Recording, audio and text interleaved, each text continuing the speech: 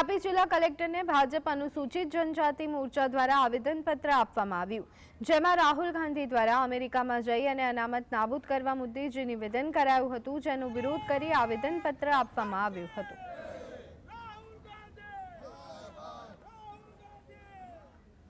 કોંગ્રેસના નેતા અને લોકસભાના વિરોધ પક્ષના નેતાએ વિદેશમાં જોઈને ભારતને માટે જે ખોટી રીતે ખોટા આક્ષેપો લગાવે છે, એની સાથે